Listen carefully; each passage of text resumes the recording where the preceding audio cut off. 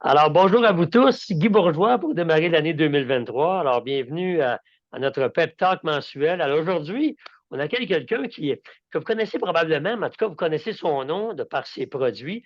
Puis moi, j'avoue, j'ai un petit fantasme avec le chocolat. Puis quand j'ai dit être chocolatière, c'est quelque chose. Alors, on accueille aujourd'hui Mme Geneviève Grandbois, chocolatière. Bonjour, Mme Geneviève. Bonjour Guy, ça me fait plaisir d'être là, merci. Ça va bien, oui? Oui, ça va très très bien et je trouve ça beau, ton petit fantasme ou ta sous-question, tu sais, chocolatière, c'est pas un Ben métier oui. qui était connu ou même une option de métier il y a si peu longtemps. Non, mais toi, c'était même rendu en Belgique que j'ai su pour Oui, apprendre ça. Mais c'est un beau mot, être chocolatière. C'est comme pâtissière, mais pâtissière plus, me semble. Bref, on n'est pas là de ça. parler de. Évidemment, tu es une entrepreneur Mm. depuis ton tout jeune âge, avec différents types d'entreprises. Tu as eu des défis à relever. Dans ces défis-là, évidemment, ça amène du stress, ça amène de l'anxiété. Euh, Qu'est-ce que tu peux nous dire par rapport à ça? Je sais que tu en as vécu, tu t'es donné une mission, alors je t'écoute. Parfait. Ben, en fait, moi, je dirais que j'ai connu le stress pour la première fois quand j'ai démarré ma première entreprise. À 22 ans, ma première vraie. Tu sais, à 8 ans, je faisais des petites entreprises avec mes amis, là, mais je n'étais pas incorporée. Tu payes pas À d'impôts. C'est ça, exactement. À 22, là, c'était plus sérieux. J'avais une vraie entreprise et il y avait des enjeux et c'était stressant. Et là, à cette époque-là, je me souviens, mon chum qui m'avait connue, on jouait une scène de théâtre ensemble parce que je travaillais comme comédienne à ce moment-là. Ouais. Puis là, il me voyait devenir autre chose. Puis il me dit, ben voyons, qu'est-ce qui t'arrive? Qu'est-ce qui se passe? C'est drôle ton choix de vie. Tu sais, on était très jeunes quand on s'est connus. Puis je lui dis, ah oui, je sais, mais j'adore tellement ça. Je carbure au stress. Alors ça, c'était ma première, c'était très naïf, hein, 22 ans. Je trouvais comme que j'avais beaucoup de drive, beaucoup d'énergie. Puis j'aimais ça, là, ma nouvelle vie, de décider, entreprendre, pas attendre, d'être choisie comme comédienne, mais de décider mes projets, les faire. Alors je Ouais, tripais. ouais. Mais au fil des années, avec deux enfants qui se sont intégrés dans ma vie, la première qui est arrivée 6 mois après l'ouverture de ma première chocolaterie, un Ouais. petit peu plus, ouais. Donc, disons, j'avais 23 ans quand je tombais enceinte.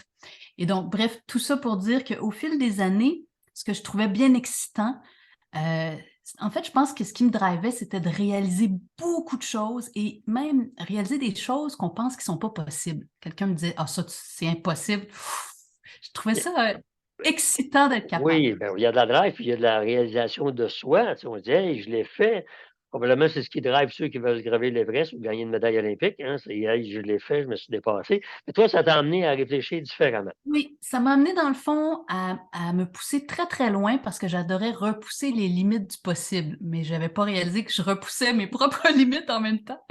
Et à un moment donné, c'était rendu tellement avancé que Ouais. j'avais plus de plaisir dans ma vie. J'avais tout bâti comme je voulais, une belle équipe, des beaux projets, tout ce que j'aimais, mes enfants, un beau milieu de vie, et j'étais pas bien dans ma vie. Et là, j'ai commencé à me questionner beaucoup. Et j'ai découvert que c'était le stress et c'était surtout le rythme dans lequel je me faisais vivre. Je trouvais ça très excitant de partir le matin. J'avais 1 heure et demie de route à faire pour aller au bureau avec une liste incroyable de choses à faire, puis de déjà être rendu au bureau et d'avoir fait comme une demi-journée. Je Notre trouvais ça fameuse, notre fameuse to-do list, hein, quand on est un entrepreneur, là. exactement. Là, je me sentais comme très, très bonne. Ouais. Et les gens disaient des fois, je ne sais pas comment tu fais pour vivre ça, là, tu sais, habiter à Bromont, puis travailler à Montréal. Puis je me disais, oh, wow, je dois comme être bonne.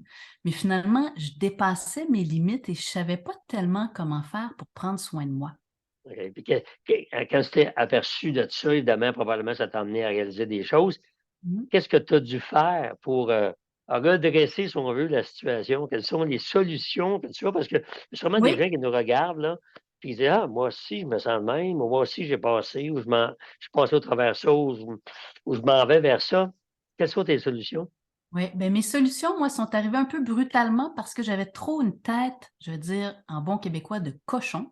Et Oui. donc, j'avais trop une tête dure, entêtée à vouloir continuer, même si à l'intérieur de moi, ça disait, oh, ça a plus d'allure, ralentir, ralentir, ralentir, mais je savais pas comment, j'avais pas le goût, j'avais peur de pas arriver à faire tout ce que je voulais. Donc, j'ai foncé dans le mur. Ça a été ça ma première solution.